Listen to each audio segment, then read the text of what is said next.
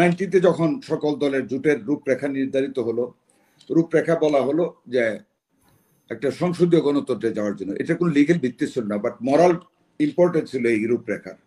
ঠিক এখনো যে সংস্কারটা একটা নির্বাচনকে ফ্রি ফেয়ার করতে, to make a very level playing Democratic process, একটা ইলেকশন যখন হবে, যখন পার্লামেন্ট ফর্ম হবে, গণতান্ত্রিকভাবে সরকার নির্বাচিত হবে, তখন অনেক প্রবলেম অটোমেটিক্যালি কিন্তু রিজলভ হয়ে যাবে, সংস্কারও হবে।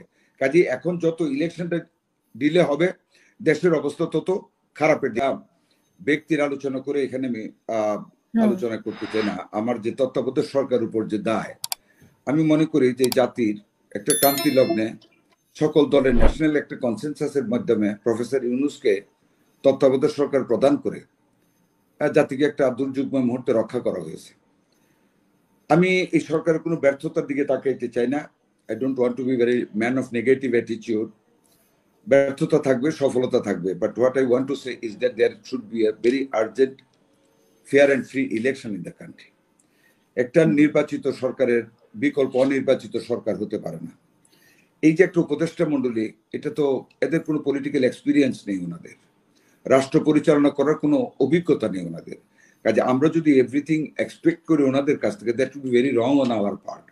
What we can expect, our submission is that Yunus সাহেব হি শুড, মানে আমাদের জন্য একটা গণতান্ত্রিকভাবে একটা অত্যন্ত নিরপেক্ষ নির্বাচনের ব্যবস্থা করা উচিত। ন্যূনতম সংস্কারের মাধ্যমে অনতি বিলম্বে, যেটা বলেছেন ডিসেম্বরের মাধ্যমে নির্বাচন দিতে চায়, এটার যেন ব্যত্যয় না ঘটে। অবিলম্বে নির্বাচনের মাধ্যমে গণতান্ত্রিক সরকার যখন প্রতিষ্ঠিত হবে, we can resolve all the problems in the nation. মানুষ মুখিয়ে আছে একটা নির্বাচনের দিকে। 17টা বছর আমরা আন্দোলন করছি ভোটের অধিকারের জন্য। 71 সনে মুক্তিযুদ্ধ করেছিলাম, মুক্তিযুদ্ধের চেতনাই ছিল আমাদের ভোটের অধিকার।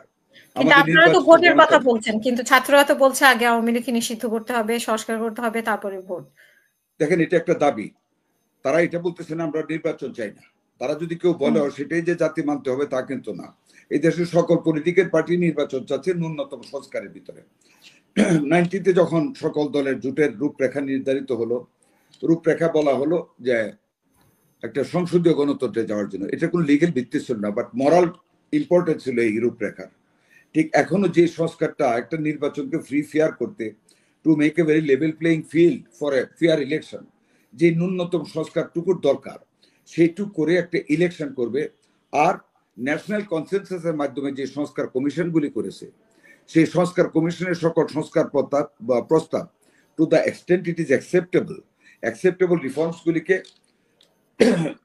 নোট ডাউন করে সেটা পরবর্তী সরকারের জন্য রেখে দেওয়া, পার্লামেন্টে গিয়ে সেই সংস্কারগুলি করে। যেমন ধরেন, সংবিধান যদি সংস্কার করতে হয়, পার্লামেন্ট ছাড়া সংবিধান সংস্কার করা যাবে না। আমাদের দলের পক্ষ থেকে কিন্তু 2017 সনে আমাদের নেত্রী বেগম খালেদা জিয়া ভিশন 2030 ঘোষণা করেছিলেন। ভিশন 2030 ইনক্লুসিভ করে আমাদের নেতা জনাব তারেক রহমান 31 দফা দাবি দিয়েছে। আমরা কিন্তু গ্রামে গঞ্জে সেটা দিয়ে ট্রেনিং দেওয়াচ্ছি মানুষকে জানাচ্ছি হোয়াট আর দ্য পয়েন্টস, আমাদের চার্টারটা কি। আমাদের 31 দফার ভিতরে কিন্তু সংস্কার আছে, যেগুলি আমরা ক্ষমতা গেলে হুবহু আমরা রিফর্ম করবো, আমরা পালন করবো, সংস্কার সরি আবার একটু ঠান্ডা আছে, আমরা সংস্কার করবো। কাজে আমাদের এখন সমালোচনা করে, সময় নষ্ট করে বিব্রত করা সরকারকে আমি মনে করি সঠিক না।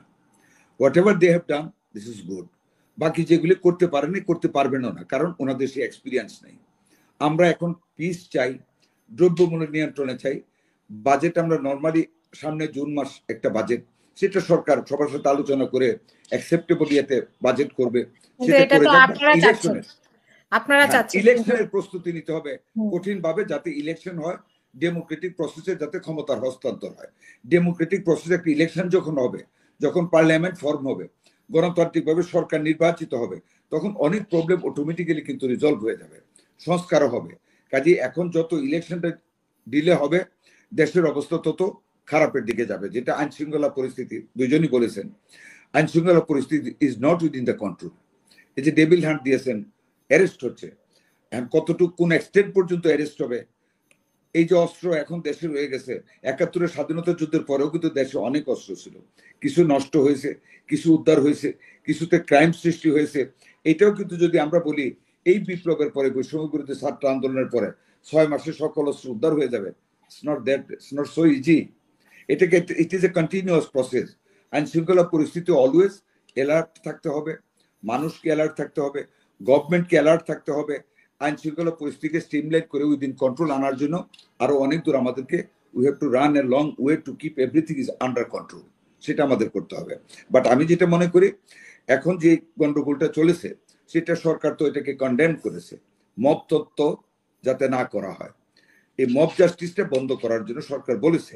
লেইটে বলুক, আমি তবু বলবো যে সরকার বলেছে, এবং মব জাস্টিসটা বন্ধ করার জন্য এখন অপারেশন ডেভিল হান্ট আরো আগে যেটা করা উচিত ছিল অনেক আগে। যারা আইন শৃঙ্খলা পরিস্থিতিকে, আমি যেটা মনে করি ডেভিলের ডেফিনিশন, যারা আইন শৃঙ্খলা পরিস্থিতিকে, দেশের বিদ্যমান আইন শৃঙ্খলাকে অমান্য করে যারা বিশৃঙ্খল পরিস্থিতি সৃষ্টি করবে, primarily they have, I think, এটা আমি মনে করি ডেভিল হিসেবে বলেছে, বাট অ্যাকচুয়ালি ডেভিল কিনা that will be proved after the judgement, বা ইয়ে করার পরে, বিচার হওয়ার পরে যদি এটা ফাইনাল হয় যে সে ইজ রিয়েলি ডেভিল, তার ডেভিল।